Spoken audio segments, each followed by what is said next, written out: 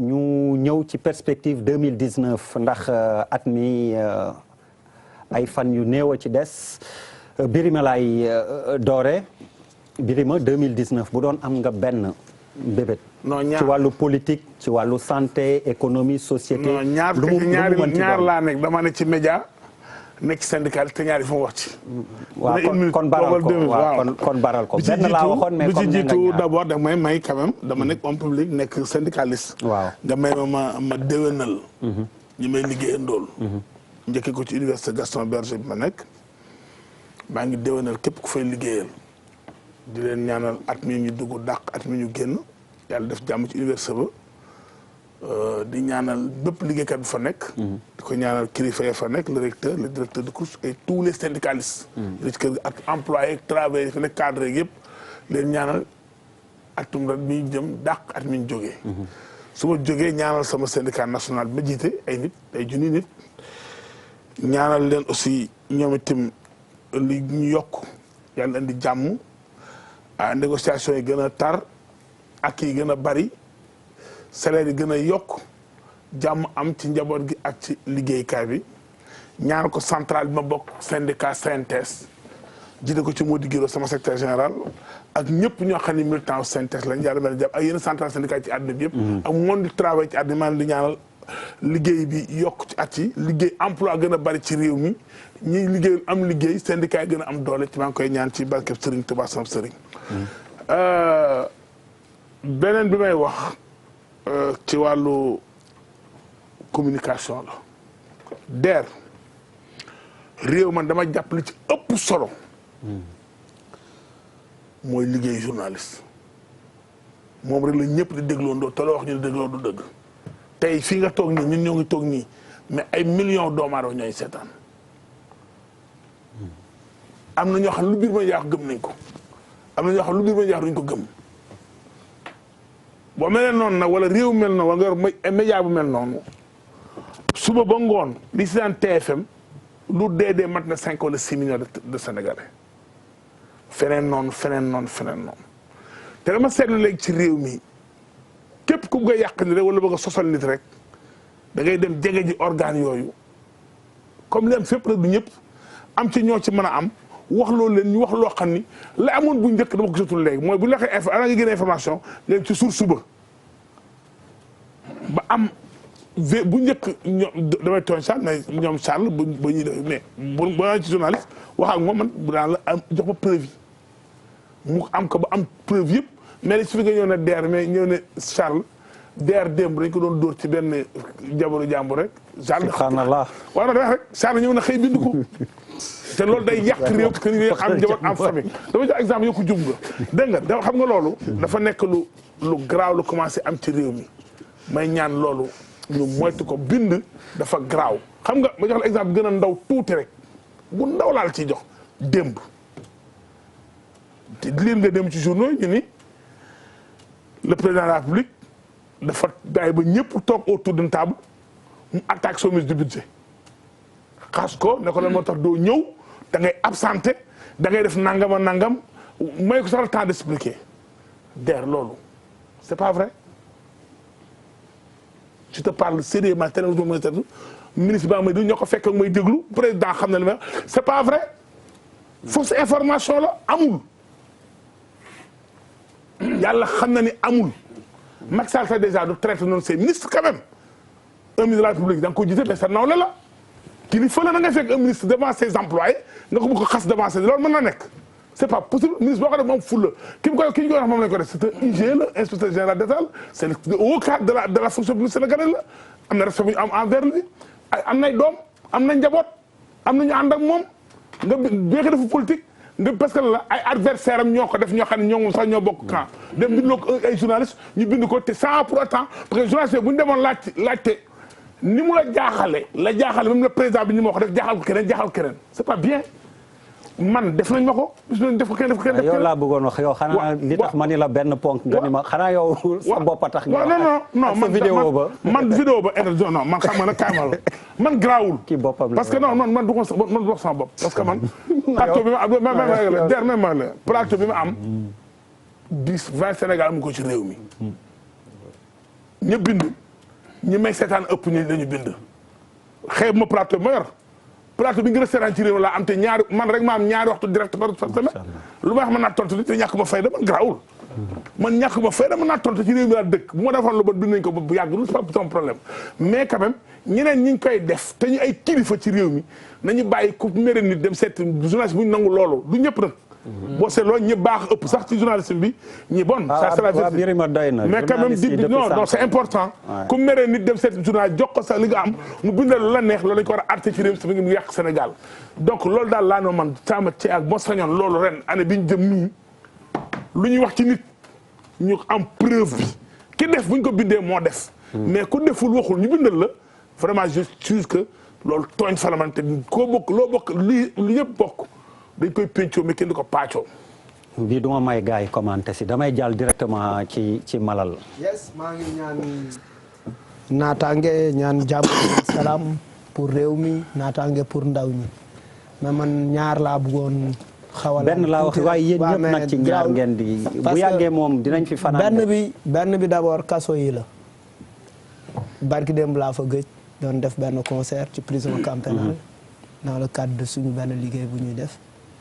di gis ni rek que war nañ taxaw ci appel yi parce que peine yi metti na leneen li ci topp mooy les longues détentions préventives parce que cantaaku nii ñu ngi xaar ba léegi depuis 7 ans ils sont là c'est quand même pas du tout normal war nañu taxaw atte leen normalement bu ñu defee 2 ans rek war nañ leen taxaw atte quel que soit li nga xamante ne moom lañu def donc moi yaakaar naa ni loolu bëri na ay doomi Sénégal yu nekk ci biir kaso yi ñu war leen atte te bu fekkee borom doole yi lañ jàpp yóbbu leen kaso seen atte mooy gën a gaaw te pourtant souvent li ñuy teg seen kaw ndodd yaakaar ni ñoom ñoo ko def loolu mooy gën a gaaw li ñële def donc injustice boobu war nañ ko réparer beneen affaire bi ci topp mooy cancer bëri na ci réew mi mooy profité ci occasion boobu di wax ni sama benn yaay bu ma cher trop si man sama yaay la sama yaay la dafa mu ngi ci diggante mu ngi li ko dal metti na trop te amul doole benn doomam bi mu amoon te nekk France te nekk Espagne bëggoon ko yóbbu procédure yi mu nar a jël dafay gudd te buñ ci teelul jóg mbir mu doy waar lay doon donc fii tribune la ma yaakaar ni rek mën naa fi wax pour ay nit dégg ma pour taxaw ci cas boobu parce que maire Sarr la tudd mu ngi dëkk Géejawaay Angle Mousse ma gëm ni dañ ci war a taxaw. ay jàkkaarloo la oui mun na voilà loolu laa bëggoon wax mun ngeen wax ci xam nga cancer moom day feebar sama malal mi ngi wax sama yaram mi ngi daw quand même ndax xam nga tiim sa waajur mu cancer yàlla jox la doole ju mu ko fajee yàlla na ump jàmm lu metti la. man de maa ngi ñaan fondation Servir le Sénégal comme ñoom gis naa ñu ko en train di dimbali nit ñi. pour ñu dimbali man de dina maa ngi ñaan daal première dame mu faj ko comme moom am na budget pour ça pour dimbali ñu néew doole yi maa ngi ñaan mu faj ko te maa daal man bu ñu paree boo bëggee vraiment ñu jéem a seet ni ñu ko bindee lettre seet am canevas yi mën na caxa mu jot ko ñu ñaan ko mu def ko te man jàpp naa ne bu ko gëmee dina ko def bu ko yëgee dina ko def parce que quand même cancer dafa garaaw Sénégalais bu toll noonu ne ci dëkk diggante ndëg day jàkkaarloo la mooy biram amul luñ ko faje lu métti la te man de wax dëgg yàlla maa ngi ñaan daal mu def ko te buñ ci jógee bu paree ñu ànd maa yow ñu jéem ko dox pour maire boobu ñu fekk ba yaa ngi sama yaram mi ngi alors yal na ko yàlla wéral ci jàmm man ñëpp Cheikh Alassane Seck def lu baax boo ci mënee loo ci mën def nga def ko ñun ñëpp ku ci mën def ko ñu dimbali ko pour faj ko parce que nag cancer dafa garaaw tiim sa waajur mu cancer mënoo ko faj loolu lu métti la maa ngi ñaan première dame mu taxaw ci loolu te man dinaa ko wax incha allah. Cheikh Alassane comme ni mu la interpellé nii 2019 boo amoon ci askan wi. loo bëggoon mu changé wala ci réew mi. ci wàllu politique santé économie comme ni gars yi wax whatever lan lay doon benn. xanaa di def comme ni ñëpp def rek mooy delluwaat di ndokkeel ñëpp ci fin d'année bi ñi nga xamante ne seeni loxo jotul seen diggu ginnaaw ak ñi feebar tëdd ak ñi am ay jafe-jafe yal na yàlla saafara lépp yàlla gën a yaatal suñu entente bi ñu am si suñu réew maa ngi ci doon waxtaan ak Charles léegi avant émission bi di démarrer. man nag su ma amee tey lu may wax di ñaan aussi Malal sa yaay jooju yal na ko yàlla yëkkati. ndax moom rek moo mën a faj moom sunu borom yal na ko yëkkati. yal na yombal aussi dossier bi. te daañ ci waxtaan aussi balaa ñu kii parce que ñun tam dinañu tenir à cœur ñu. dugal ci suñu loxo incha allahu taala. li ma bëgg a wax tey li ma gën a ñor ci réew mi tey jii ñetti mbir la mais benn rek lay doon ci yooyu. muy la santé l'agriculture ak bi nga xamante ne mooy l'emploi des jeunes. emploi des jeunes bi nag pour man warul xaar sax ba nit di nekk candidat wala président pour régler ko pour man le président de la république mi nga xamante ne moom at mi daf ko jagleel solidarité ak utal ndaw yi liggéey yaakaar naa ne ANPEJ bi war nañu changer forme bi def fa benn guichet unique pour benn Dóor waar junior pour jeunes yi am nañ ci xalaat lu gaaw lay doon à travers les mécanismes de l'intelligence artificielle pour que 500 000 jeunes am emploi nekk fii ci Sénégal boobu mooy benn ñaareel ba léegi suñu waajur wi monsieur Cissé dafa wax ci wàllu ndox bi nga wax na dama koy gën a yaatal parce que dafa am fleuve bi ak géej gi te ñun chaque année fleuve bi mi ngi déverser ci biir géej gi lu toll ci 25 millions de mètres cubes d'eau lay déverser ci biir géej gi yàlla nag dafa am lu mu wax ci alquran marajal bahrayn yaltaxiyaan baynahuma barzaxun la yabxiyaan mi ngi nekk ci surat rahman dafa wax ne diggante ñaari ndox yi bu lewet bi ak bu saf xorom bi def na fa benn barrière invisible gis nga barrière invisible bi ndekete yàlla mi ñuy wax naka ngeen di def ba seeni mbay di dox te du nekk ay saison suñu ko organiser avec les mécanismes de l'intelligence artificielle état du Sénégal mi ngi ci def ay efforts ndox boobu dañ ko mën a drainer au lieu muy déverser wu ci géej gi dañ koy jël di ko récupérer yóbbu ko ci tool yi beneen bi damay interpeller directement le président de la République Malal buggul sax may tudd turam wax dëgg yàlla waaye nag mënu ma ko bañ a tudd parce que ñun li ñu bëgg rek non li ñu bëgg rek mooy suñu réew jàkk la ñu bëgg ñun bi ma koy interpeller dafa am benn gis nga Malal tey sax metti nañu ñun nit di feebar ci réew mi ñu ne foog ñu muy évacuation sanitaire metti nañu te tey ji le problème de la santé lenn rek moo ko mën a lijjanti damay wax président mu réfléchir ci lii suñu téléphone yi tegee fii yëpp xool nañu ne ñun ñëpp dañuy cotiser pour doomu France di faju chaque jour ñun dañuy cotiser aussi pour doomu France su màggetee yóbbu ko si seen asile yi ba pare te du fay dara xool nañu doomu France su fekkee ne dafa dem ci pharmacie di ñiit garab su jar 10 000 francs 8 000 yëpp état français daf koy jël jot na nag ñu am benn mécanisme boo xamante ne cotisation yooyu ñu def ak forme de colonisation économique boobu am ci suñu réew jot na ñu soppi ko ci naka may woo président de la République pour que ñu xool naka la ñuy def ba instaurer la 4e licence de téléphonie mobile jagleel ko askan bi nga xam ne à travers loolu nañu am 14 hôpitaux avec des plateaux techniques relevés ba pare sénégalais yi la ñuy cotiser di ko fajee doomu France ñu koy cotiser di ko fajoo loolu daal laa amoon lu may wax ci émission bi am na nag lu ma ci seetlu dama xool daal nekkete émission bi ay xarita daje di recevoir ay nit daal laa seetlu ay xarit parce que xool naa buuba xool yërmande lay xool Malal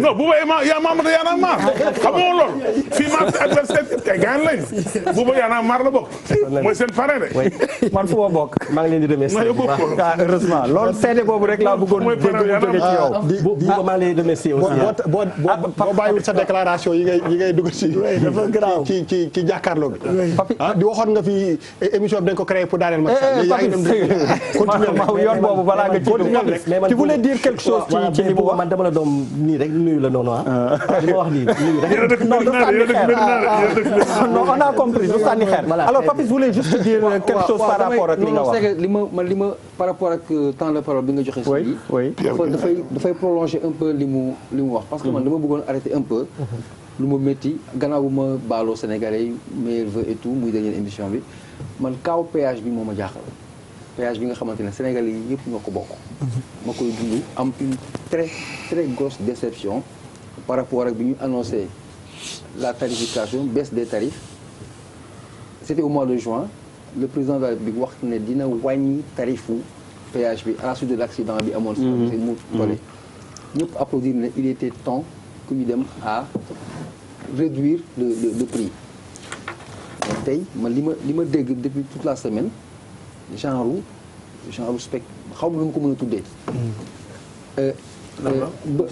Non parce que dañoo jël benn tronçon. Oui. Dakar par exemple booy dem Thiaroye Pikine Rufisque Bargny machin. Tu n'es pas concerné par la baisse. da ngay fay 1000 francs ngay fay boo continuer tu fay 1400 1600. waaw ñi dem aéroport xëy na voilà. boo jëlee je vais rentrer dans le détail boo jëlee nombre de Sénégalais yiy jël axe boobu pour dem ba Rufisque ba Diamniadio nga jël ñi jóge AIBD dem fële c'est 1% sur 80% n'a aucun sens si benn. Pour mu impacter un peu si poche nit ñi ma déglu argumentaire réplique bi quoi pourquoi ñu wàññi fii wàññi ñu fële ñu ne dafa am embouteillage j'étais scandalisé après ba ne mais par exemple celui qui habite Thiaroye doole mayu ko muy fay toujours 1000 francs mu préféré national bi xam nga exclure nga ko benn et pourtant moom facture de si bokk sénégalais boobu nga xañ mu jël péage bi imposé ko 1000 francs parce que poche am attanu ko mais il va payer le péage dafay fay donc day ñëw continuer fay bi le garçon qui est à Kolda qui ne prend pas le péage une fois par 2 ans Birama laisse-moi terminer. kooku c'est enfant de.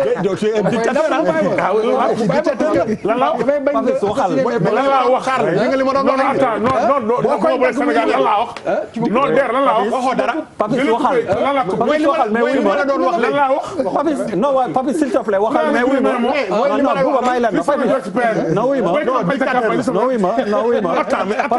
Papis waxal mais wax nañ dëgg dictateur nga yooyu ci nga bokk. D'accord. S'il te plaît vas-y. donc dama ne. C'est un dictateur. non dama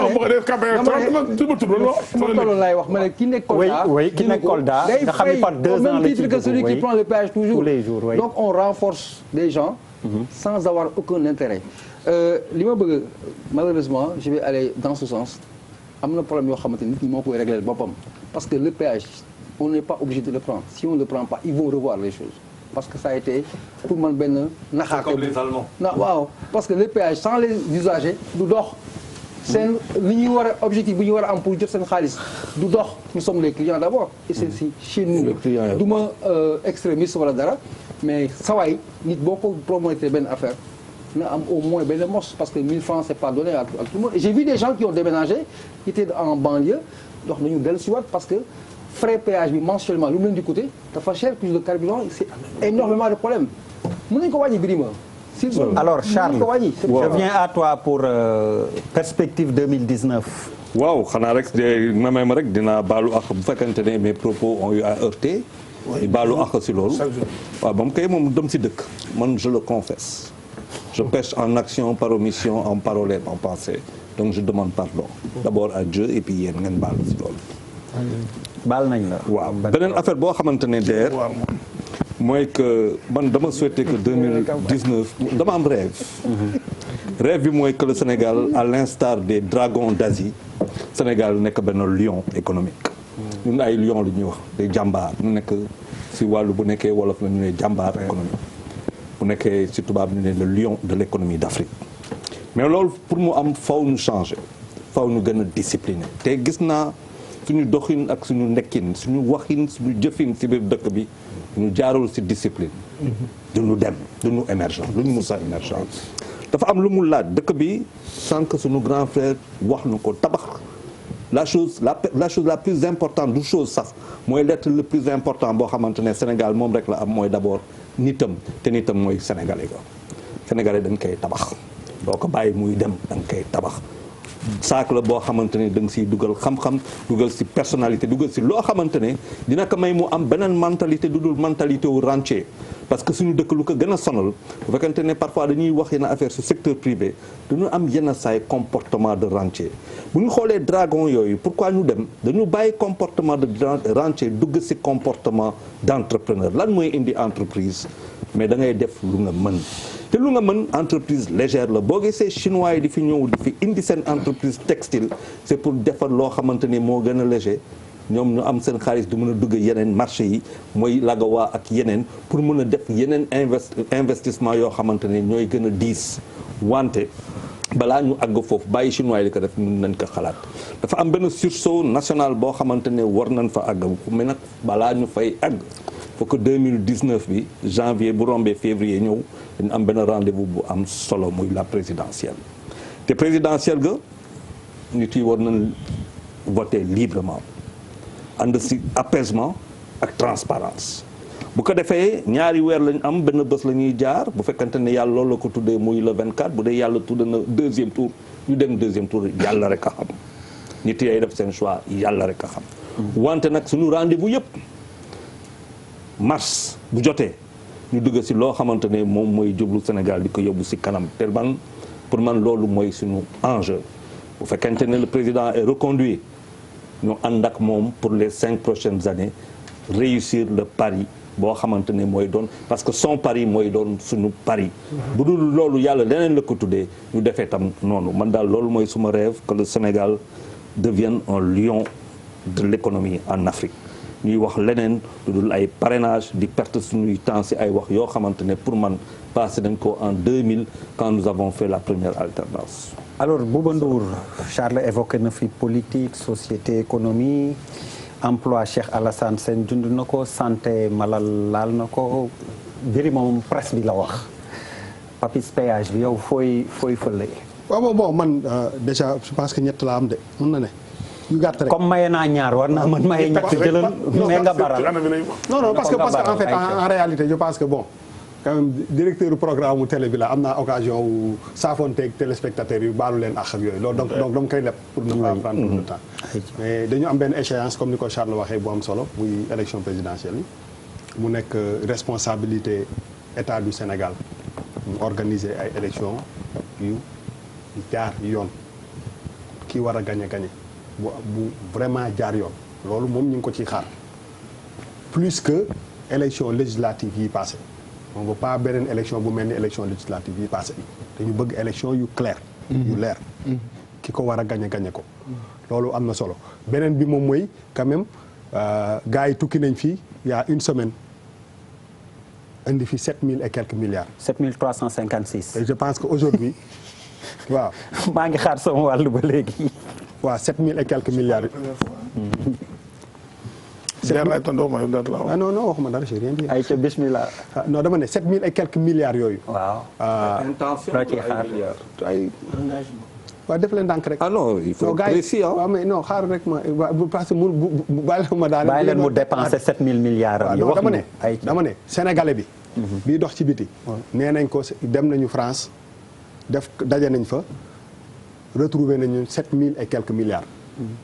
muy xalaat ni Sénégal bu ci amee 7000 et quelques milliards dina neex qu'est-ce que ça devient après élection présidentielle yi je pense que question bu mag la. si président Macky Sall am deuxième mandat est-ce que day continuer ak 7000 milliards yi su fekkee ne président Macky Sall daf fi jóge keneen ñëw qu'est-ce qu'on fait de ces 7000 milliards. xam nga loolu dafa am solo. donc booba joxe nga consigne de vote on les choisit ou pas les 7000 milliards. gars yi bi ngeen di wax tekk la ku ne dañu ne ku ne li ngay xalaat nga kii ko. bii non moi je suis pas papiste. waaw non dama ne man damay wax rek dama ne aujourd'hui loolu mi ngi suñu xel qu'est-ce que ça devient il faut ñu xam ko. même je pense que même dans le programme des opposants à la limite ce point là dañ ko war a adresser kenn waru ko daw c'est important. mais bon Birima va dire qu'on fait le travail de l'opposition là. non mais non bon Birima li muy xalaat. mais su ko neexee il a le sama benn problème rek la am mooy que mënu ma eggali benn phrase parce que saa yi moo waxee kenn dak. non li ngay waxaat neex. voilà donc je pense que responsabilité état la mu njëkk moom muy organiser ay élections yeneen yi. beneen bi moom mooy que bu élections yi passé 2019 bi li ma siy ñaan comme ñi ngi wax Sénégal am na pétrole am na gaz.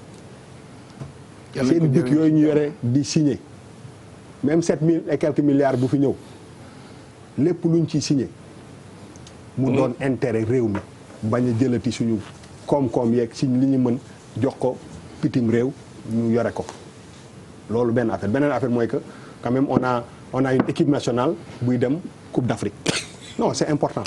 loolu aussi beneen échéance bu rek te bii pas vraiment suñu yaakaar nekk na si gars yi. non dëgg la parce que. non gars yi mais pour nga gagner coupe mais ku nekk da nga wax li nga xam ne moo la intéressé. oui ma ne leen non ma ne leen dañuy dem Coupe d'Afrique. mu ñor rek bu Coupe d'Afrique waaw la ñuy dem. vraiment aussi ñuy soññ gars yi. que vraiment cette fois-ci moom. ah coupe bi lañ bëgg incha allah coupe ñu indil ñu Coupe d'Afrique fii Sénégal. vraiment Coupe d'Afrique bi la ñu soxla ci Sénégal voilà sonn nañu si muñal bi ay fekk beneen yoon ak beneen yoon pour man loolu c'est très important mais daal mais li ëpp solo loolu la dernier nag mooy xam nga émission bi dañ ciy toog di wax Sénégal pour man li koy njëkk gën a avancé nañuy waxante dëgg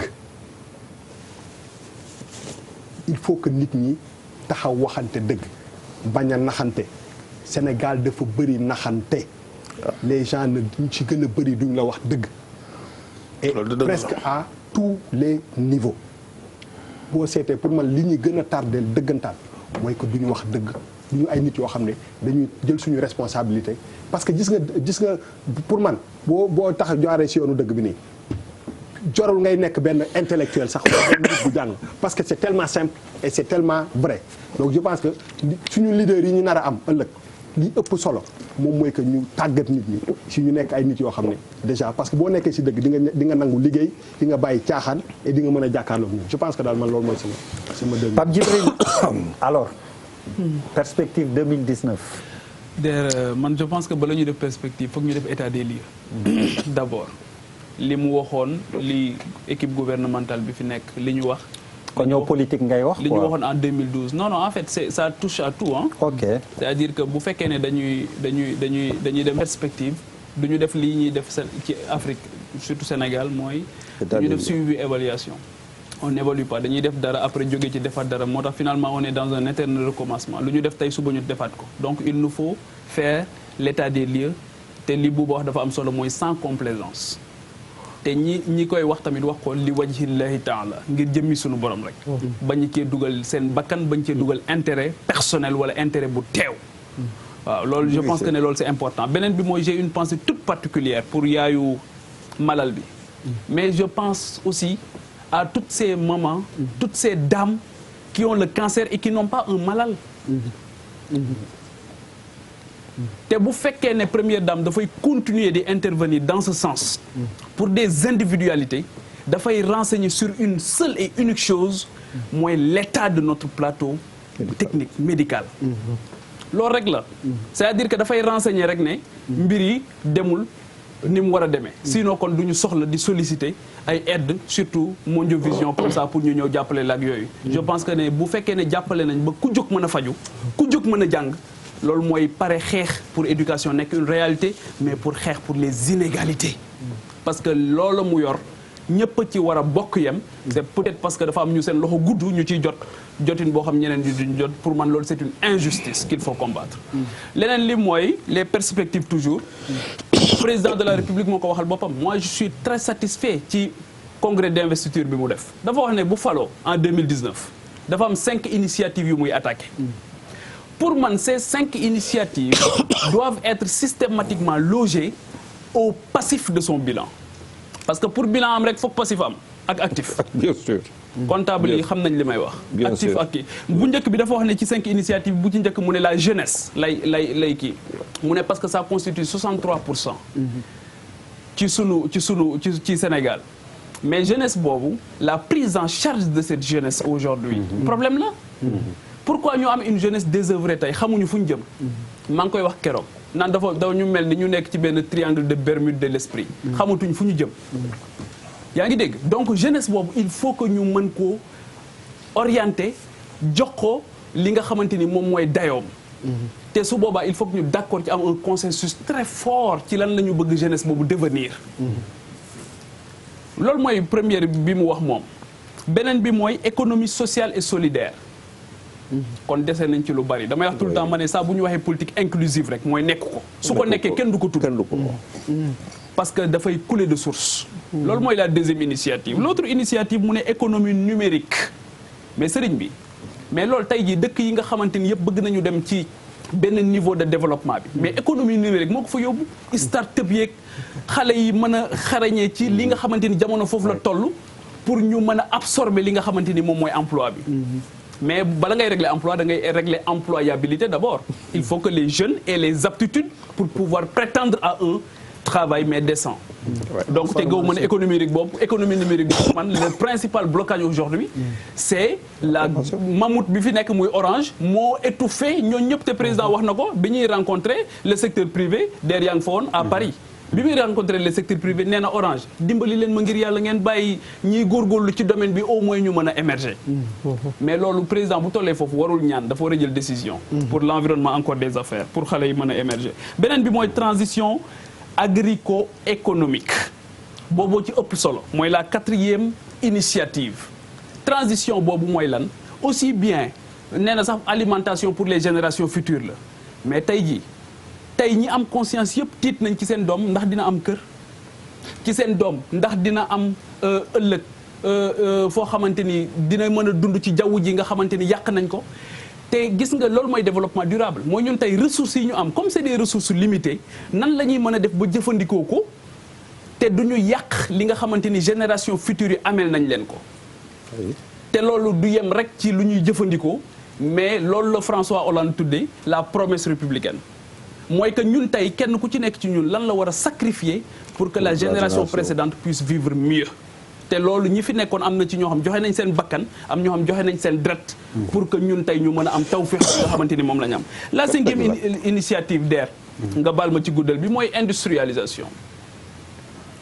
tant que defuñu link boobu entre le secteur primaire et le secteur secondaire bi nga xamante ni industrie foofu la nekk mënuñu développer dañuy nax suñu bopp aujourd'hui on a un ministre de l'industrie qui vient à l'Assemblée nationale et qui fait abstraction complètement du débat la politique industrielle du Sénégal kan moo ma ko mën a wax fii tey ministre bi bu ñëwee toog bu ñuy doog a fal ministre bu bees dem Sococim dem Dangote dem fële dem Kirène après ñëw toogaat ci bureau c'est fini quelle est la politique industrielle du Sénégal alors que tey jii ñoo ngi wax ne sax le budget qui est consacré ne dépasse pas 2% ci industrie te loo produire muy secteur primaire il faut nga link ko avec le secteur secondaire tant que loolu amul gis nga ña doon napp Kayaar ca 1980 ba tey ñu ñëw doon seen papa ci même conditions yi la ñuy nappee baykat bi ci même conditions yi lay bay Soumbédioune ci même conditions yi la ñuy defee ci nangam parce que du ñu dem parce que mënuñu ko jëlee niveau boobu yóbbu ko beneen niveau donc loolu ça me semble important beneen bi mooy la consolidation de l'état de droit loolu pour man faille bi ñu am fondamentalement te ñu tàmbalee ko ci Macky Sall te mu diggee woon ko mooy OFNAC ni ñu défenestré soxna si Nafi Ngom Keïta te bañ ko défenestré ba tey boo seetloo rapport yi génn yëpp laala tull ñi nga xamante ni ñoo yor budget bu ëpp 1 milliard police ak gendarmerie rek la ñuy viser ndeysaan ñoom amuñu compte mënuñu wax parce que amuñu syndicat bu doon dans les autres pays dañuy génne contester le rapport mais ils peuvent pas au détour d'une visite le gars de la gendarmerie wax ne du ñun de wala li ñu tuubaal ak nangam donc pour man état de droit yooyu noonu moom moo ko waroon consolider et je pense que le chantier reste encore entier. alors moom bilan la gën a def je pense que. alors ñu terminer Nicolas Cissé alors yow xam naa ñàkkul ba sa domaine d'activité nga xam ni laal na urbanisme foofu ngay fële sans vouloir influencer li ngay wax. non bon li ma naroon wax naa ko te complété ngeen ko. parce que li ñuy wax tey diggante nañu. te li ñuy wax yëpp am na solo fii mais leen rek laa bëggoon insister yàlla daf ñu xéwal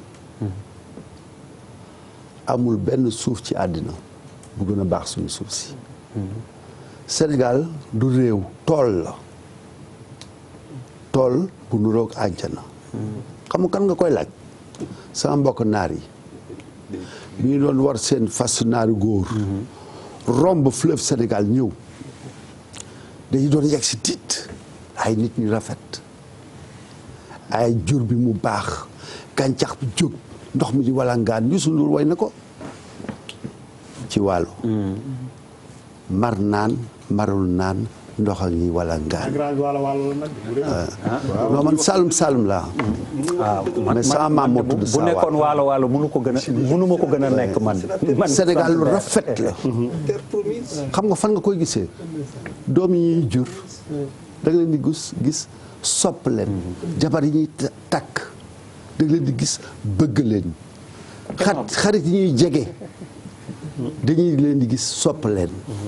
mais ci biir loolu jikko yi depuis quelques années ñoom ñoo soppaliku léegi dootuñu wax damay dem liggéey damay dem ñaqi dañuy ne damay dem lijjanti Sénégal dañ ko war a ñaq pour nga ñaq ko li mu wax dëgg la il faut que ñu xoolaat suñu bopp seet conditions yi nga xam ne suñu doom yi dañu leen war a teg ci yoonu liggéey mais doo jóg nekk na ne liggéey dama lay teg ci yoonu liggéey te doo xam looy def il faut que nga am ay architecte urbanisme urbanistes, de grands urbanistes comme le baron Haussmann pour Paris il faudrait que le chef de l'État le prochain chef de l'État teg ci wetam ay architecte pas ay architecte yoo xam ne dañuy ñëw dal di ko ne mais monsieur le président man bëgg naa marché ah du loolu ay architecte yu mag yu am vision yu ko mën a wax tout de suite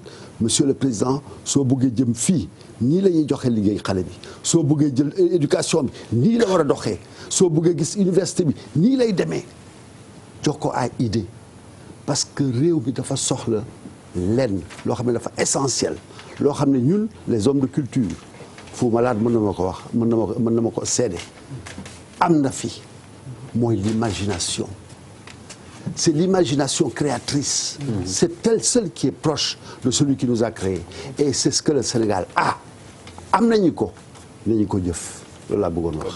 Merci beaucoup on passe à gis-gis. Finalement am naa ko alors Issa Sall leader pur se lever et dire bon ma jéem ko wax ci wolof Issa Sall mi jiite pur ci le quotidien bu démb alxames la ne jóg benn fan rek ne dañuy génn ci franc CFA bi c'est prétentieux bon c'est prétentieux xaw ma naka laa koy tekkee Cheikh Alassane ñu commencé ci yow gis-gis c'est très rapide waaw man de li ma ci xalaat ci loolu dama waxoon ne franc CFA bi waaw li ci ëpp solo mooy état yi suñu demee ba ci kanam ñu dajaloo waxtaan xool naka lañ ci seppee France au lieu ñoom ñu ciy génn parce que monnaie bu ñu lié la culturellement et économiquement et je pense que fu ñu toll nii waruñu tëj Sénégal ba pare di ko jéem a ubbiwaat comme ni ñu ko waxee ouverture bi am na il faut que ñu fexe rek ba def en sorte que ñu gën ko yaatal bañ ko tëj doo ko tëjiwaat dafay compliqué trop pour man. Nicolas Cissé. waaw xam nga monnaie mooy sama liggéey man. xool leen sama daal. xool leen sama costume yëpp laa jënd bitim réew. yaa ngi dégg bés bu ñu décidé bañ a dem France def suñuy vacances dugg Louis Vuitton jënd ay montre yaa ngi dégg bés bu ñu décidé que simis bi ñuy sol kii moo koy def. mbokk Fou Malade ba nekk Pikine woy bi ñuy déglu fii lay jógee bés bu ñu décidé ne suuf si ñun ñoo koy bel suñu bopp à ce moment là suñu monnaie dina ñu roo suñu monnaie day am doole pour l'instant monnaie bi ban doole la am su France sëqatee ñu sëqat su France poussé cri ñu liw fan la ñu mën a dem xoolal ni mu solo ni mu rafetee fan la jógee fii non là c'est le Sénégal. waaw d'accord mais piis bi jógewu fi il faudrait que piis bi jógewu pour que piis bi jóge fi il faut coton bi ñu jëlaat ko quelle stupidité que l'arachide ak puso bi ko ñaaw ak puso bi ko ñaaw quelle stupidité que l'arachide non bàyyi woo l'arachide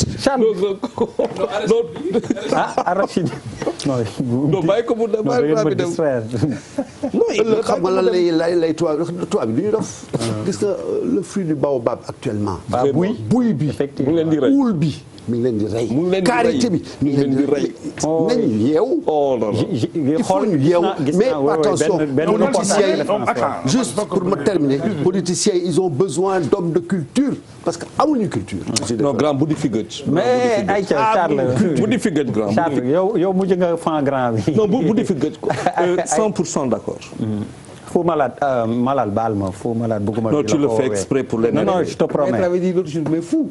Fou Malade non. oui mais grave. oui. man léegi changé naa tout sax. non ça ah Thiely ayca Thiely. Thiely ma gënal Fou. oui mais en fait moi je pense que c'est un politicien très très futé. qui en disant ça. dafa teg France ci kanamam quoi. xam également yan gàllankoor ak yan jafe-jafe la ko France mën a indil pour sa campagne électorale wala bu nekkee président. waaw mais man en fait je vais même je vais même plus loin. parce que on sait tous que PUR quand même ci élection législative yi quand même score bi ñu def baax na. ouais ils sont sortis troisième su ma juumee. il s'adresse au candidat Sonko quand même qui a fait une sortie. pour man stratégiquement. il se met devant Sonko pour lui dire écoute pour man il est très futé foofu la sax plus que sax devant la France. mais techniquement c'est de bonne guerre waaw techniquement bon maintenant pour man li am solo ba am solo mooy que débat ci affaire franc CFA bi tant que ñun ñi ngi am parce que benn président sénégalais wala beneen état fii bu nekk ci zone France bi nii bëgg a dem xeex CFA mu njëkk bi tant que suñu président yooyu dajaloowuñu nekk une force pour jële fi CFA du dañ te mënu fi dañ tant que suñu président africain yi ñu ngi topp ci ginnaaw président français yi pour seen besoin personnel ak pour seen i intérêt personnel loolu mooy problème bi c'est-à-dire que bu ñëpp du moyandoo France dinañ mën a wër peut-être mécanisme mais taxaw naan damay dindi franc CFA bi benn affaire la beneen affaire bi ci lii dafa am solo ji nga dañu nekk réew moo xam ne les gens sont impatients ji nga fii boo fi jéem a def yenn redressement yi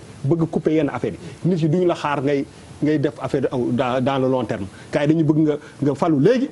oui 3 mois 4 mois après 6 mois dëkk bi neex. parce que am na yenn mesures yoo xam ne boo ko bëggee gis jël ci réew yu mel ni il faut que peuple bi comprendre que ni il faut ñu takk seen biir. parce que des fois aussi dañu teg benn président bu falu loo xam ne président bi du ko attan parce que en réalité. pour defar réew yu yàqoon ni Sénégal il faut mu metti te gars yi du ñu xaar metti bi.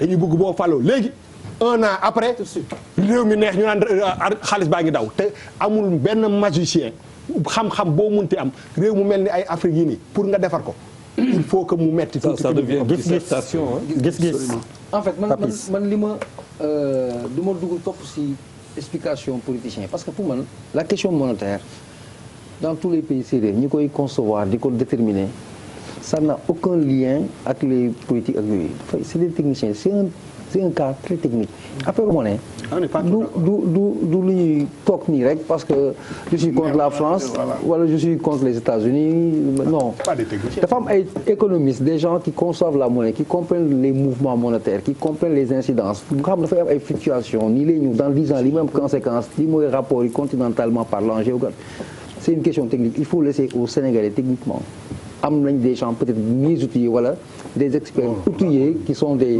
qui proposent des services pour ñu proposer aux Sénégalais xam nga l'histoire là il y a 1 an la question bi jógoon ñu dañu dem d'évaluation le machin président yi daje non on va changer nous poser problème j'avais la même position j'ai dit affaire docteur na ko ay docteur lijjanti affaire docteur bàyyi docteur mu lijjanti ko affaire économie c'est de la monnaie affaire économie la nañu bàyyi économistes yi ñu proposer au Sénégal c'est quoi la meilleure formule pour le Sénégal.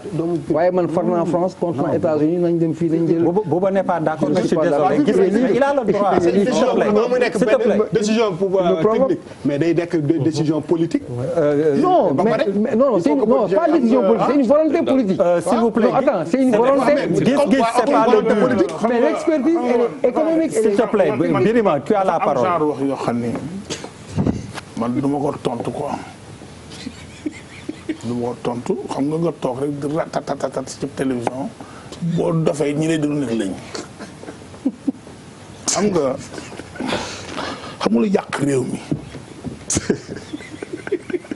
petit intellectuel yi jàpp ni c'est des ñoo réew ci àdduna universitaire là j'ai fait 25 à l'université xam naa waa dëgg wax la xam naa débat contradictoire dégg wax xam nga monnaie dara nga fi wax européens yi ëpp am doole ñun amaguñu doole ñuy dajaloo franc CFA 1 franc CFA 100 franc CFA la 1 franc français 100 franc la woon ñu xeeb ko ba dajaloo ñoom seen bisa di yokk nit ñi dajaloo pour am monnaie bu gën a am doole yow nga ne da ngay jël Sénégal génne ko foofu bu ma faree damay génn franc CFA noo ciy génne expliqué ko Sénégalais wax naa ko débat barki démb xam nga problème franc CFA c'est trop technique lii kii wax c'est la vérité damay génn franc CFA ñi koy wax bu ñu faroo duñ génn.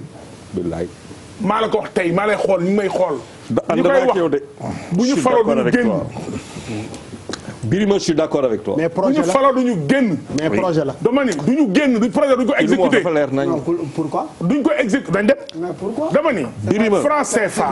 d'accord avec toi. dama lex leen xam nga leen ko mu wax li fu leen nax Sénégalais yi. vraiment. Sénégal du ay mënoon dalasi wala ay guya quand même.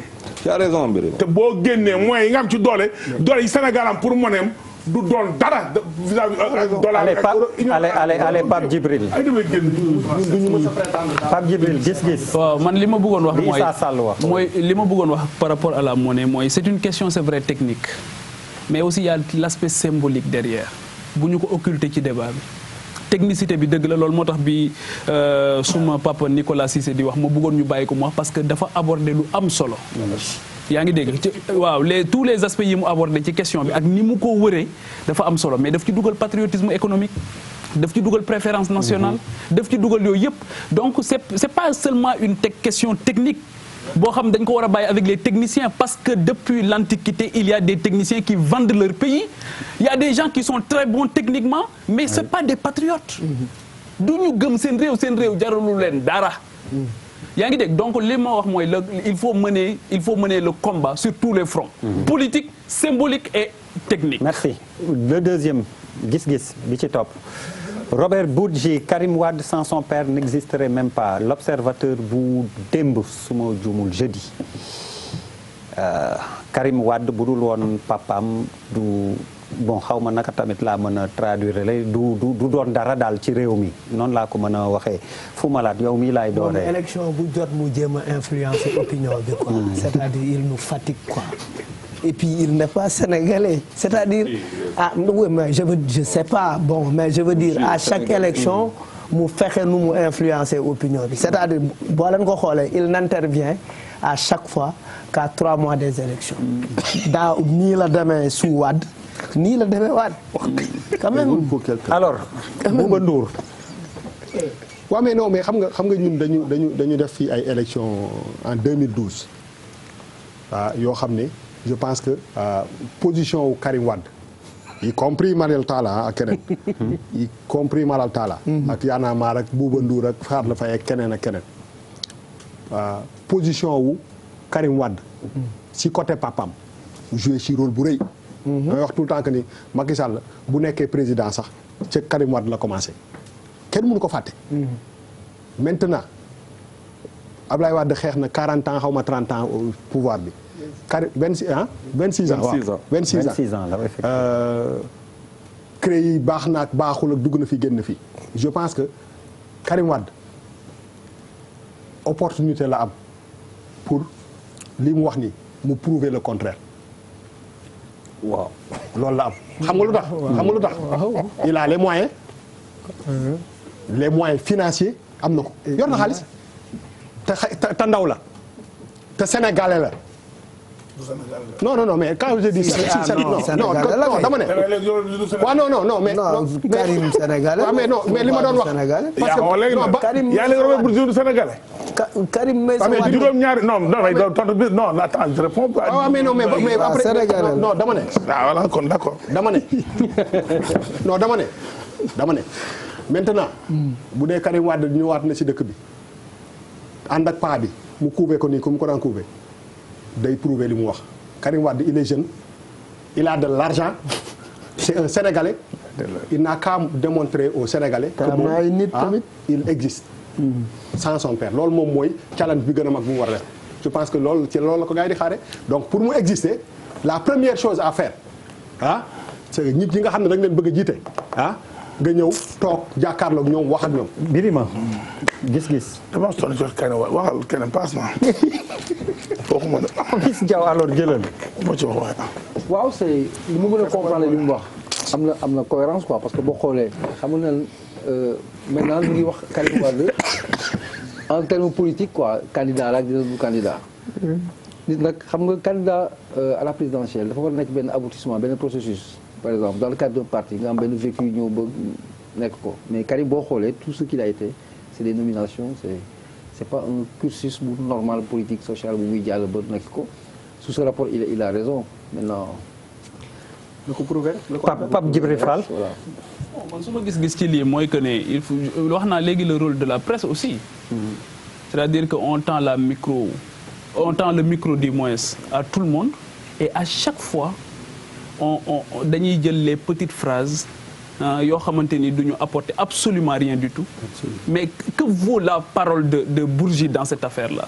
xanaa Bourgi n'a pas une bonne presse gis nga rôle bi mu joué nii ci élection yi présidentielle yi avec François Fillon. C'est-à-dire c'est quelqu'un qui traîne un passif extrêmement lourd. su ñëwee il fait le chou gras de la presse. Et après mu delluwaat dans son confort ambiant. kenn du xam ndax mission commando la nekk wala lan la nekk. ci biir lii la nekk. Voilà. Alors Charles Faye. Maintenant je comprends. Charles à toi. Tigui. Cheikh Alassane Sène. man de li ma ci xalaat ni dafa am benn proverbe russe bu wax Aroshi Drouk Astorojni Drouk bu wax ne un ami prudent est un bon ami. soo dégloo Bourgi dafa doon xaste faf mu defaral finalement soo xoolee ci 27 candidats yi ñi nga xamante ñoo ñemee samp seen ndënd am parcours ñi ci ëpp pas ñi ci ëpp mais le tiers Abdoulaye Wade moo leen wan àdduna te tey dafa wax ne suñu Karim Wade su dul woon baayam du exister li baayam nag nekk icône ci sur le plan africain sur le plan mondial moo tax tey ji Karim Wade tey doon li mu doon te loolu pour man du xas ndam la. Proverbe russe nga doore ma remercier la en russe spasiba dobredin Alsan. Alors Nicolas Cissé. Я говорю по-русски язык.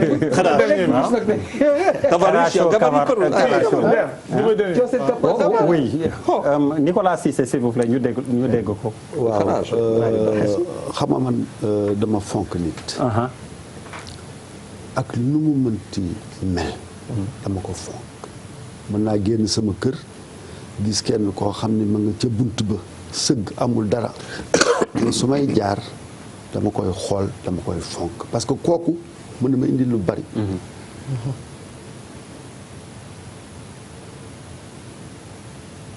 Le général de Gaulle. ak Winston Churchill. su amul woon Hitler dañu exister. su amul woon Hitler. ci Hitler ak les malversations de Hitler la ñuy relever seen personnalité. waaw mooy la dialectique de. nit dafa soxla nit. waxuma baay ak doom parce que Karim nit la baay bi nit la. donc Karim soxla na baayam. loolu du débat pour man.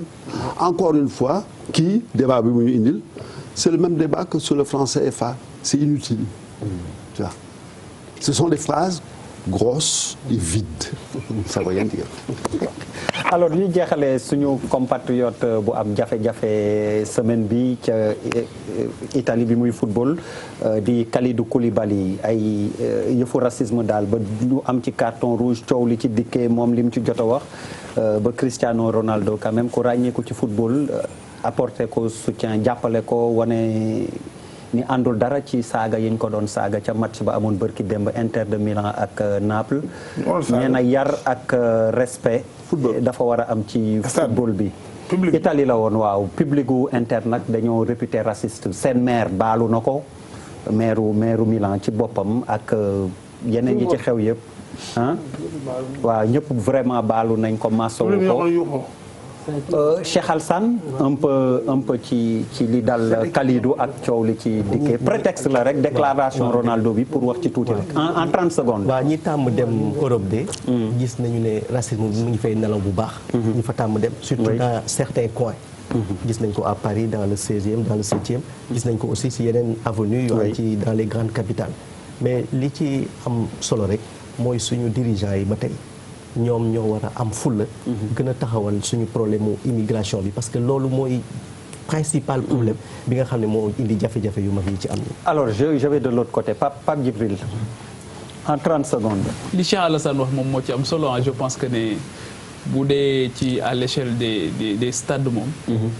du lu ñu njëkk a gis te xam naa ne duñ ko mujjee gis. mais taxawaay bi encore une fois ni mu ko waxee. ñi diriger Afrique rek ñoo war a joxe le ton parce que tey ci immigration bi surtout protéger leen. parce que tey jii boo xoolee c'est difficile de rencontrer un Rwandais quelque part.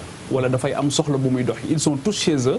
parce que chez eux on a créé les conditions yoo xamante ni war nañ fa mën a nekk. te tey jii moom buñ dellusee ci francophonie bi.